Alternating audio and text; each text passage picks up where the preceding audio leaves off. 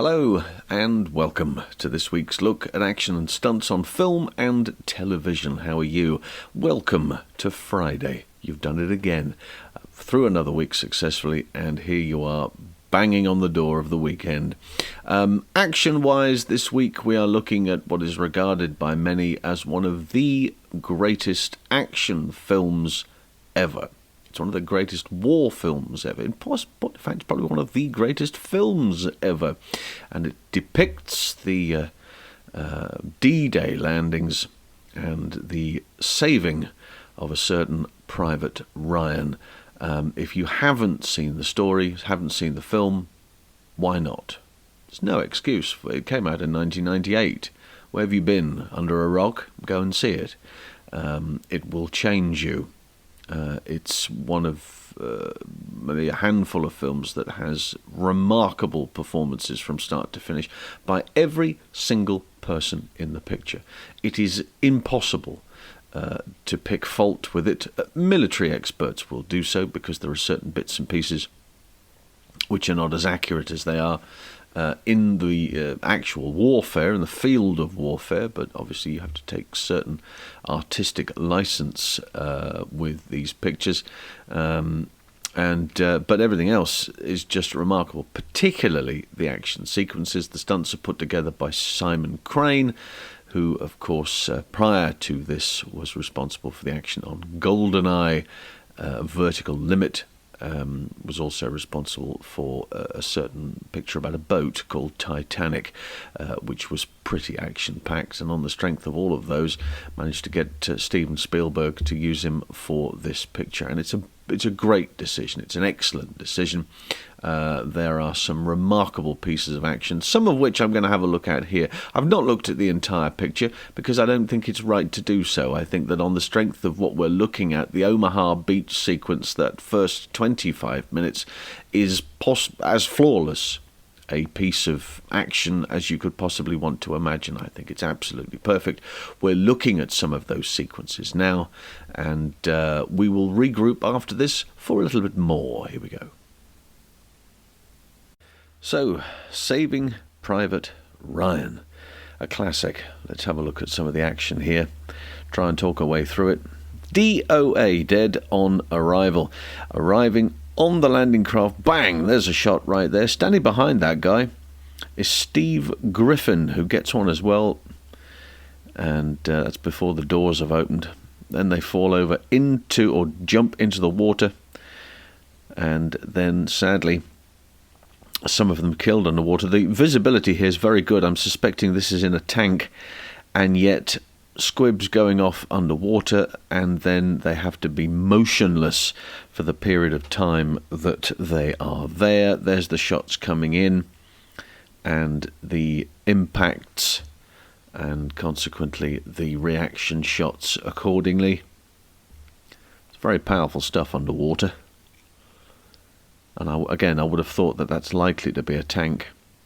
I've had nothing to tell me otherwise at this stage, but it makes a great deal of sense. Purely from that visibility, in the water that they would have been filming at, you wouldn't have been able to see the hand in front of you. Stunt amputees. I reckon this, let's have a look at it again. The explosion goes off. I imagine it's an air ram just under there. There's a couple of explosions going off.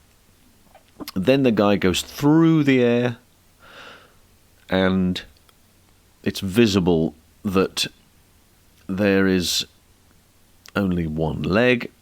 Two options. Firstly, one of those legs is tied behind him, therefore it's an actual stuntman with a leg tied up to the thigh, or it's an amputee, one or the other. I know they were used extensively on the picture, but it's certainly worth considering based on the size of the trauma that's going on the beach. Triggering your explosion. Let's discuss that for a moment. This is Paul Heisman with the flamethrower on him. I think he has to, bang, hit that explosion, which then triggers everything else. So he comes in here, everybody else they're all wearing flammable gel. He gets to a point, hits the button, and then the explosion goes off. There's a wider camera, larger shot, and then The fireball then goes out, catches the other two as well. It's absolutely brutal. And there's the big explosion. It goes right across the two guys in the front as well. Fascinating. Paul plays a massive part in this picture. Landing craft fire burns. Possibly the greatest gag in stunts. Look at this. Hanks in the foreground. All these guys, 11 guys coming off the landing craft ablaze. It's breathtaking. Absolutely breathtaking. Look at it from a different angle, different take, different shots, different lighting. Absolutely stunning. To think that all of that's happening in the background. This is not a foreground stunt. All of this is happening in the background.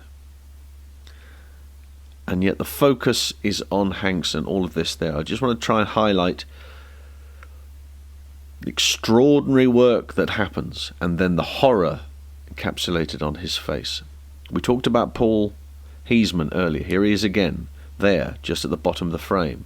Hanks is giving instructions. Heisman is right with him the entire time. If he goes anywhere, Paul goes with him. He's allocated stunt safety. And he's going to make sure that absolutely nothing happens to the star of this picture. An air ram. A couple of examples of this. Probably the last time that Simon Crane used this.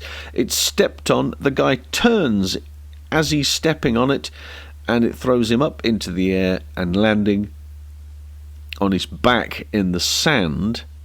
Then catch it from a slightly different angle here. But I don't think Simon Crane used any further air rams after this movie. This was probably the last time. He was then on the wire wagon with everybody else, because that seemed to be the most plausible explanation of how to get somebody from A to B and correct and control that movement.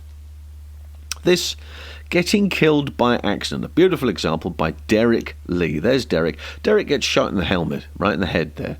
He takes the helmet off to look at it and go, Jesus, that was close. And no matter, so sooner he's done that, he gets shot in the head as well. And he has to emote all of that in a couple of frames. Sniper Jackson, making sure that God's on his side. Bang! Hits the shot there, and down come the Germans, and they get fired upon. It's a fairly steep drop, that, but they would have all come down and then shot there. Flamethrower. This is remarkable. Again, Paul Heisman on the receiving end of this, with a number of other stunt guys in there. Big explosion.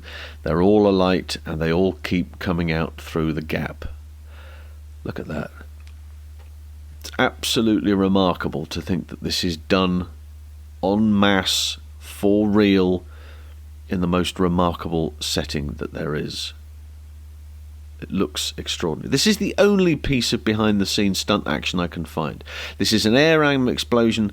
Bang, it's set off. You can see the two guys, one side to the left, one to the right, and they are performing, again, the explosion with the air ram. So, there we go. That's a brief look at the action sequences. A great deal going on, a huge stunt cast as well. And I know I keep pointing out Paul Heisman, but Saving Private Ryan is one of... How can I liken it? I can liken it to American Werewolf in London. I say that because whenever I'd interviewed anybody in regards to American Werewolf in London, I always used to say, oh, incidentally, what did you do on it? It's very important to try and highlight those individuals who were doing this. With the individuals that are working on this picture, it's a little difficult. A great many of them are still working and have not been back in touch over the last couple of months or so in order to go, oh, actually I did this, or actually I did that. So I will fill that information in as we go on. But for now, I have highlighted some of the work that's going on, some of those individuals that I can spot along the way, and of course the remarkable work of Paul Heisman, who is not only used as a stunt performer, but also on the basis of stunt safety, as we saw in that clip there. An individual who will be very familiar with what had gone on the filming sequences in Ireland and over here in the UK. is a guy called Steve Clamp. Now, if you are familiar with that name, it's because you live in the Midlands region and you're familiar with Central News. Well, Steve is the news reader for that particular evening bulletin, the 6 p.m. show. And you will be familiar with his work there. You may also be familiar with his work if you're a fan of the Really 007 podcast. He is one of the regulars on the team, and so with that in mind, I managed to catch up with him and ask him about the extraordinary experience that was filming Saving Private Ryan. I'd like to start really on the basis of you getting the job in the first place. Are we talking about what they're called nowadays supporting artists, aren't they? Is that the deal, or was this a different? Was it an acting agency? Explain to me how that happened in the first place. Yeah, well, I wasn't. It was very different to that, actually. Okay. So it was all my life at this period at that time is a bit of a blur. I think I should put that out first of all, because I had a lot of amazing things happening to me, which I thought meant I would, by the time I was 40, be a multi-millionaire and Okay. rule the world. Admittedly, that didn't quite happen. But I'd just been presenting a kids' TV show, which had landed in my lap when I was 19 or 20. And I'd done 3 series of that, and I'd been doing a couple of spin-offs. But anyway, all of a sudden, that series finished, and it all went quiet. My agent didn't have any work. Conveniently, my girlfriend at the time, her father worked for Action Vehicles on movies, providing various, it does what it says on the tin, really, providing vehicles for films. That he'd done loads and loads of films, and he was doing Judge Dredd with Sylvester Stallone.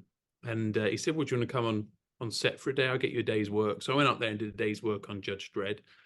I was there at a very convenient time because they were doing photos of the making of Judge Dredd book, and I'm in one of those, even though I did 1 day's work on a picture that took 6 or 7 months to shoot.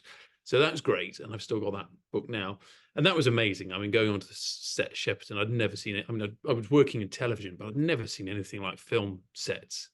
It was a whole space age world. Scale, isn't it? Yeah. You could walk through streets and streets, and I just, I do, like most people at home. And they say a film cost, in those days, $50 or $60 million, obviously a lot more now. And you think, well, what on earth do they spend it on? But then you walk around the sets and you go, I see. And they provided most of the cars were provided by Land Rover for that film, but there was a couple of specific kind of more tank-like space age cars, which they had built for that film. Right. Anyway, so jump forward a while later to Saving Private Ryan. At this point, my TV show had just finished, and I was a bit hard up for work. And my girlfriend's dad said, "Well, look, why don't you just come work for Action Vehicles on the film? You can." I was a good driver. I could drive, and I had a little bit of mechanic knowledge, and just kind of work this as an assistant. And so I was like, that sounds amazing, So they got me on it, and also, simultaneously, the guy who ran the company, he didn't run the company, the guy who ran the Action Vehicles company wanted a little documentary type promo thing to be shot about the work they do. Okay. So I kind of did that as I went along. I had a camera with me and I just filmed bits and pieces. Of course, this is way before anyone had smartphones. So, I was shooting bits, and I edited that together for them later. It was probably awful, but anyway, I mean, I remember doing it and sending that in. So I ended up on this film for over 4 months, shooting at Hatfield, and then going over to Ireland for 6 weeks where we did the D-Day landings, right, and then back to Hatfield again. It was an absolutely incredible experience. But again, I mean, you have to put yourself in the mindset of somebody who had a lot of things land on them, amazing things, TV shows and stuff at a young age, and I kind of felt like I was riding a wave. Had I sort of been the age I am now, with the perspective on life that I've got, and someone said, "Do you want to spend 4 months on a feature film?" I think I would have taken it all in a bit more, but I kind of just was going, yeah, that's the next thing I'll do. Brilliant. And this is great. And here's Tom Hanks, and Tom Cruise popped up on set one day, and, it was just amazing. So there you go. that's a very long story to tell you how I ended up on it. And yeah, I ended up sort of helping paint the vehicles, drive the vehicles on the film. Had to be trained because a lot of these wartime vehicles don't drive like the cars we've got now, Yeah. you know, double clutch and stuff like that, especially the troop carriers. They were chunky beasts to drive around the place. Some of them didn't have great brakes and things anymore. I didn't drive the tanks, but I drove everything else. Right. So yeah, you And had to kind getting it from like a base camp to the shooting location, of, and within the film and itself. within the picture itself. Okay. Yeah, yeah, because for safety reasons, you couldn't just have any old extra sit in and jump in and drive a Got it. 1938 ambulance truck, you know, or a troop carrier, Right. because they quite probably could kill a load of people by, you know, running into them. Yeah. So that's why I did put some pictures on Instagram the other day. That's why I was Mhm. in full military uniform, because you obviously could be in any shot at any time. Uh, the bizarre thing with this film is I've only seen it once, which was at the premiere. It I went to the cast staggers and crew me. premiere. I mean, I, I know it's a busy world, Steve, but I mean, this is one of the greatest movies of all Well, time. It's just yes. Well, unbelievable. It really there's a was. reason. I have a slight bitterness, and it's all my own fault. Um, what I should say is Steven Spielberg, who was directing, was incredibly affable, and because I was as junior somebody could be in the production side of the Mhm. film, that didn't mean he treated me any different to one of his stars. And I think anybody who's worked with him hopefully would tell you the same story. He would Right. chat to you as he walked past. He once asked me what he thought of one of his shots he'd just done of a Tiger tank exploding. Obviously, I told him it was very good. I wouldn't have done it like that myself, but I'm Yeah, very yeah. pleased with the final result. Well done, you. Yeah, and because I was fascinated by movies and the making of them, I spent a lot of the downtime, of which you get a lot on these films because Mm, you're there for when they need you, sure. just hanging around Spielberg and just sitting a few yards away from his little tent where he'd be, and I would just watch over his shoulder what he was doing and watching the scenes and watching the replays. I think the way it worked then is sort of different now, but because they were shooting on film, it would also simultaneously record on video, so he'd have like a video playback So there of was each like a shot. little video village thing. Got it. Yes, you can see it instantly. Of course, you don't see the actual film rushes, which No. look much better until they've been developed. But Mm. so you'd see this sort of instant replays back. And one day, he offered me a part in the film. I mean, literally, he said to me, "Can you act?"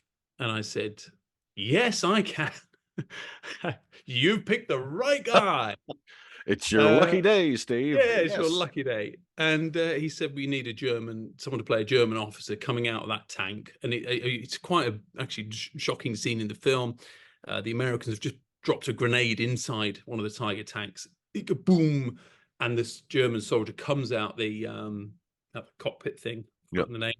Um, and then the American soldier on top, and he's got blood coming out of his mouth, looks Right. terrified. It's a close-up shot, and then they batter him back in with their rifle butts. That's how I remember the scene anyway.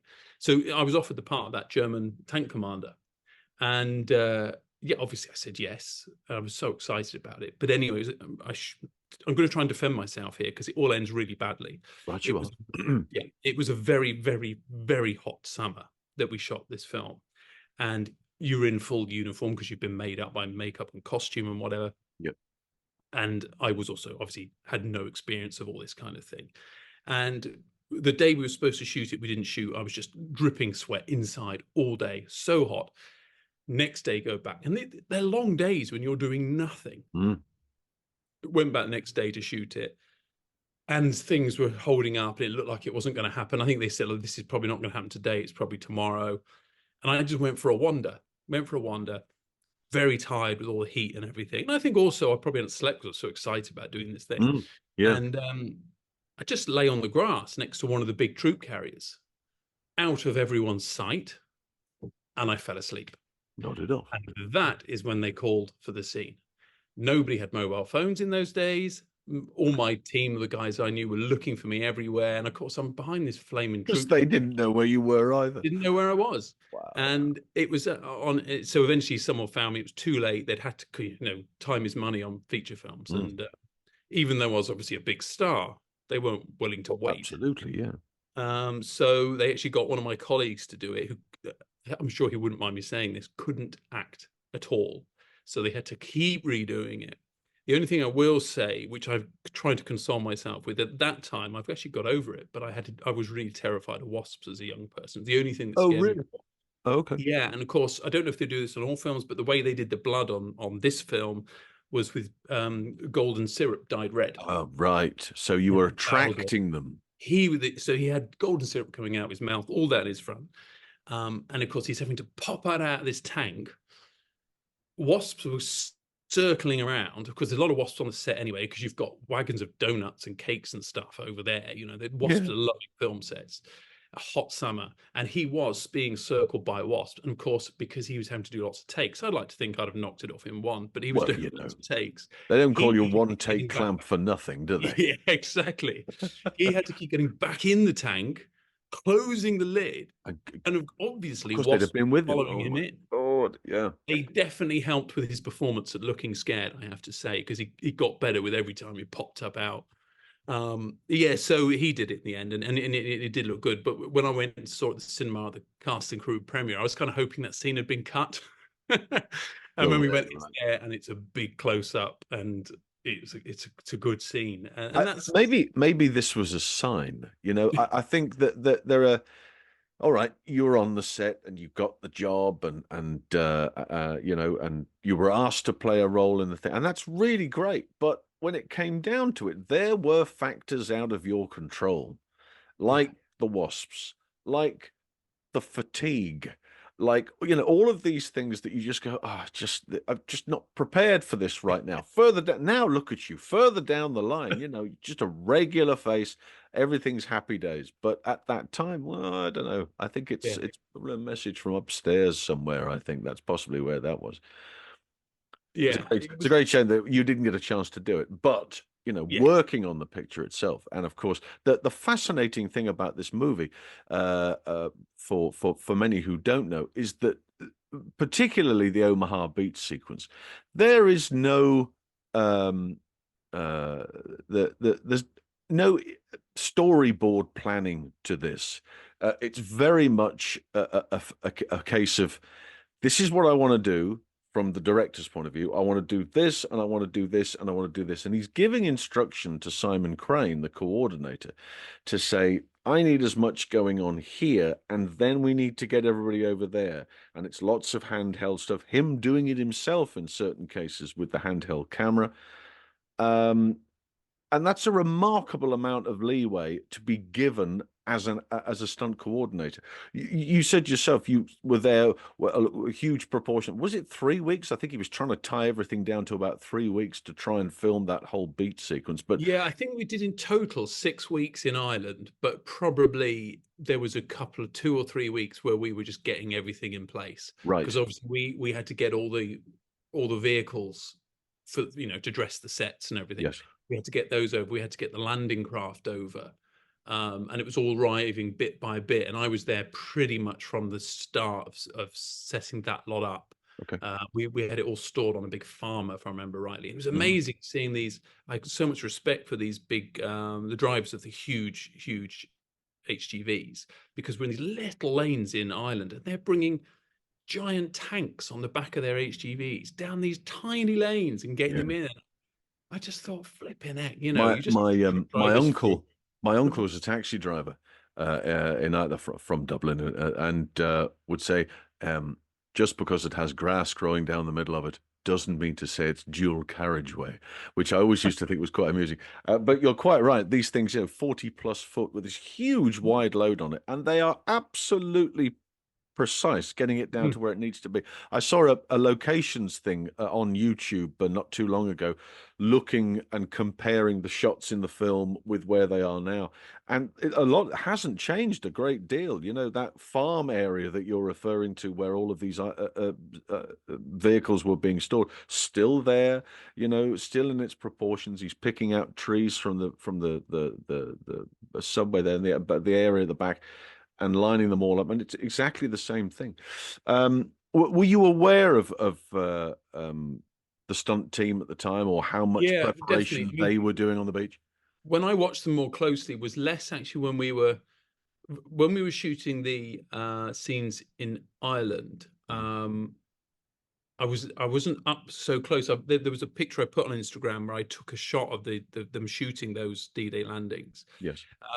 But as you can see, I'm kind of up on a bank a bit further away. But it was more when we were in Hatfield that I could really see the stunt guys working Yeah. up close.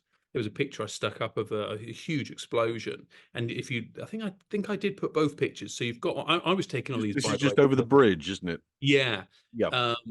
And it was just amazing because they were in so close. And Yeah. from someone who's not, party to their discussions about how they're going to do it and everything, you just look like these guys are in extreme danger. But of course, as you know, better than That's I the do. entire purpose of it. Yeah, Yes. if it looks like they're in danger, they're actually fairly safe hands. Yeah, Yeah. They know exactly what they're doing. yeah, And I remember, I mean, it's funny, I listened to your pod about the Fall Guy the other day. When I was a kid, I loved that show. And I thought, I'm going to be a stuntman when I'm older, not taking into the fact that I'm scared of everything. I don't even go on roller coasters. So it was a ridiculous idea as a yeah. career, and one I'm glad I didn't pursue. And watching these guys at work, I thought, yeah, I definitely wouldn't have been the Fall Guy, come to think of this. Um, It's a very different mindset, but also when you take into consideration this project, and this is the fascinating thing, that the overall movie itself, of course, the first people to see this picture were veterans. Spielberg made it very, very clear that these guys, some of them may have advised in some shape or form on the picture, but a great majority of them were from a veterans association. And he said, "Look, I'm going to show you this because this is depicting I want to see what you think about the memories that this brings back." And they said themselves that opening 25 minutes of the picture is as realistic as anything that they've ever seen. It was almost like flashback yeah, moments like where the bodies are coming off the landing craft, and the bullets and the noise of the bullets underwater. One of them said he'd never heard anything that depicted that so clearly, so vividly as these noises that were coming past through the water. He said nobody, if you weren't there, you couldn't understand what that noise was, and yet that was one of those things that brought it all back to him vividly. And of course, there've been lots of other films that have tried to do what this movie does, but they just don't do it. It is the most remarkable piece of footage. Um, there's a guy who I've mentioned before, but where Tom Hanks is, 5 feet away from Tom Hanks is Paul Heisman. Paul Heisman is not only a stuntman on the picture, but he is there designated for safety. And uh, Tom said a very interesting thing quite recently, actually, during the D-Day celebrations when he was being interviewed.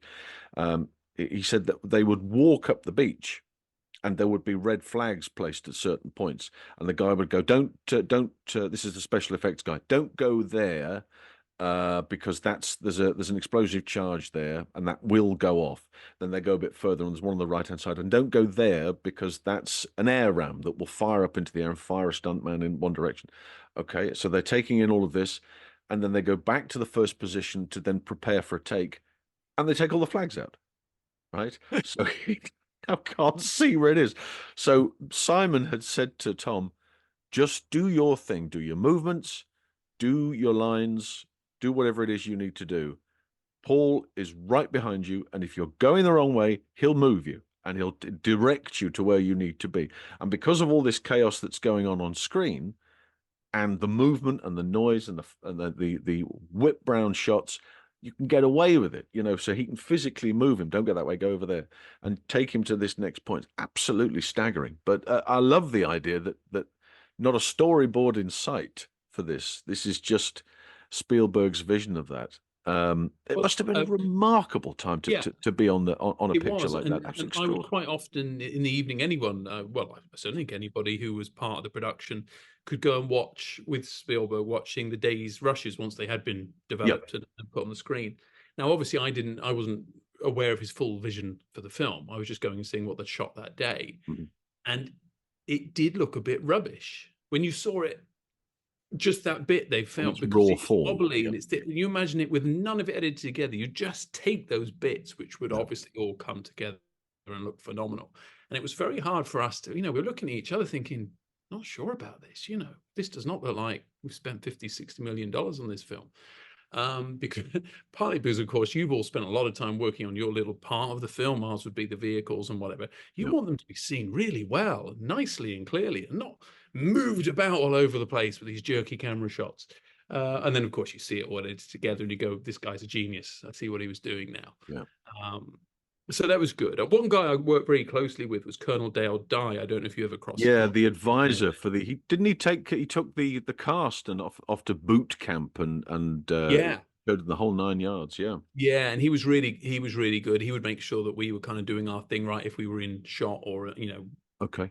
vehicles and whatever. And he kind of kept everybody in tune. And it was interesting because yeah, he was kind of obviously he was a military leader. He was in the Vietnam War, I think. Mm. But he kind of took that on set. But now I actually see him pop up in lots of films. He's in the first Mission Impossible film with a fairly biggish role. So he obviously does a fair bit of acting as well. But He's and in he's Private in Ryan. Private Ryan. Yes, that's right. Yeah. Yeah, but it's interesting. He's in it, but he's also the guy getting all the extras in the right place, or whatever the Yeah. term is for extras these days, and making sure that big crowds are all going the right way, looking the right way, acting like soldiers and whatever. And he was liaising obviously with the stunt crew as well to make sure Yeah. everybody was on the same page. I think, and a great character and a really good guy, actually, really good. A bit scary when you first met him, but once you got to know him, he was brilliant. Yeah, I think that's fair. I think the general consensus is that this guy was really very good at what he did, but you just didn't want to step out of line or be 30 seconds late for anything, because he would shoot you down in flames. He would just Uh, shoot you, literally. Yeah, he yeah. probably would just shoot you. Yeah, his bark was just something he did. His bite was everything. There's really very extraordinary situations. Oh, just Um, coming back to the stunt guys. Sorry to interrupt you, John, but you'll no, find this amusing as well. Because again, I was a rookie on this. The department I was working for weren't big fans of the stunt guys. This wasn't anything personal, but of course, again, my department was spending a lot of time making vehicles, and in this particular film, getting old vehicles that don't work very well to work as well as they possibly can. yeah, Fine tuning and often working with stuff that the parts don't exist. They're actually having to physically make the parts to get this 1940s Jeep or truck or whatever yeah, working as well as they can. uh-huh. Of course, they spend hours and hours, late nights doing this, overnight sometimes if they're up against a deadline. And then you hand it over to a stuntman who destroys it. So you can see how there was a slight bitterness. Yeah. I do see that. I can see that you worked on it to get it from where it was to where it is, and it's all liveried up and it looks absolutely Yeah. fabulous. And then the special effects guy comes along and says, "Well, we'll just put a cannon there." You go, "What?" And then he gets in it and he's going to drive it, and bang, and the whole thing. Just hang on, that was 6 months' work, Exactly. like that. No, I do see that. It can be quite traumatic from that perspective. But just a couple of things in connection with the film itself, the way that Spielberg desperately wanted to have that unsteady look about it, and put drills on the side of the camera so that it would rock. And it was only Janusz Kaminski, the videographer, going, we have a lens that does that. You don't need to. He'd gone to all this extreme length to go and attach these things, and there is a lens that physically does that when you're using it. Oh, okay, fine. I didn't know that, but we use some of this stuff, and of course, all of that stuff is in the picture as well. Yeah, it's this movie, I think, has always been something that I've been very keen to look at.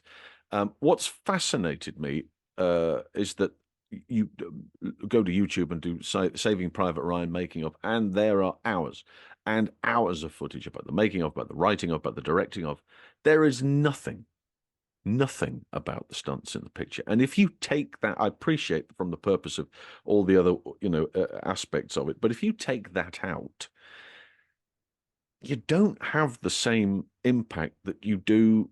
It just doesn't work. And this is a prime example of a movie that absolutely depends on its action. The first 25 minutes is a perfect example of doing something that nobody had seen before and making it stand up with the rest of the picture that has the story, that has the characterization, that has everything else.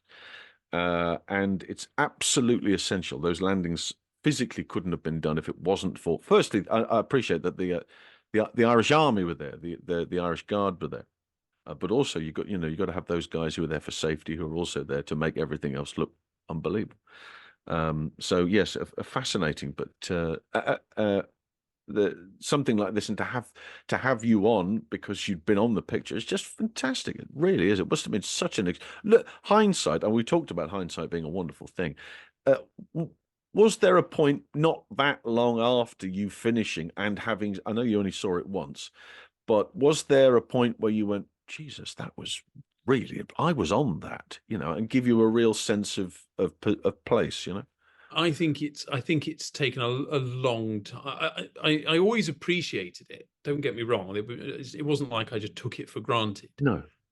But it's in very recent times where I've looked back on, the things I've been lucky enough to do in my life, and I've had some golden moments and realized how special that is. I've got a friend who I got him a job on the film. It's funny how these things work, isn't it? I was given, a sort of effectively a skivvy's job on the film and made a little place for myself. And then we were working very close to the wardrobe department, and they were looking for a runner to come and shift boxes, and they needed one ASAP because they were a man short. Do you know anyone, Steve? No, I was like 19, 20 sort of age. I might know someone. I said, let me ring a mate. Rang a mate who was driving a white van at the time. We'd been at college and school together. And I said, do you fancy coming working on a feature film? Money's not brilliant, but it's not bad. And you get to see them make a movie. He said, I'll be there tomorrow. Put a letter through his boss's door saying, sorry, I've quit. Turned up on set the next day. He introduced him to the wardrobe guys. Yeah, we need 100 boxes over there. Do this, do that. And off he went. And he's worked in feature films ever since now, runs wardrobe departments. See, there you go. So, and I do, I met up with him last year for a lunch, and I'm still waiting for my commission, which I've not got yet. But talking to him does make me, we reflect obviously on Private Ryan was his first film, and we remember it fondly. I've been looking through my pictures because of the 80th anniversary of D-Day, and through this job I have now, obviously heard from a lot of surviving veterans, and it does remind you of the reality of what they were trying to show you happened. And, obviously we're also thankful to the bravery of everybody who was involved, and all those who didn't come back and those who did. So to have been a part of a film which does, as you say, those opening 25 minutes you can't understate how important they are, because you say to anyone, have you seen Saving Private Ryan? And they say, oh, what a film. Those scenes at the beginning. That's the sentence that everybody says. If you took those scenes out, those opening 20 minutes, they'd probably still say, oh, Private, it was a good film. They probably wouldn't have anything else to say. It would be just another good film. It is those opening 20 minutes that makes everybody remember it. Yeah. And without the stunt guys, that wouldn't have been the case. But I don't think we should underestimate the work they did later in the film as well, when they were blowing up. Oh, no, absolutely, yeah. In that incredible French village that was all built, in Hatfield. That's right. Again, yeah. Walk around it, huge place, incredible. And they did some great stuff there with bombs going off here, there, and everywhere. So, yeah, of course. I mean, and it's good that you, John, and others are finally getting stunt guys and the stunt men and women the recognition they deserve. I don't think we're fully there yet, but you're on the right road. So, well done. No, thank you very much. And again, thank you very much for coming on and explaining about your time on Saving Private Ryan. It's been a great pleasure. Thank you very much. Cheers, John. Super. Thanks for Steve there. That was fantastic. Enjoyed every moment of that. A great chat, and remarkable to think that he's worked on the picture there and had some great behind the scenes photographs to share with us as well. That was, I hope you enjoyed that. I certainly did. We will regroup, possibly not next week, possibly the week after. There are a couple of lovely things in the pipeline. It might take a little longer to sort those out than per usual, but we will regroup in the usual way on the Wednesdays and the Fridays. Don't forget to catch up on the social medias, and don't forget to check out the Pod Dojo network. They're also responsible for the podcast. Okay, until next time, it is bye for now.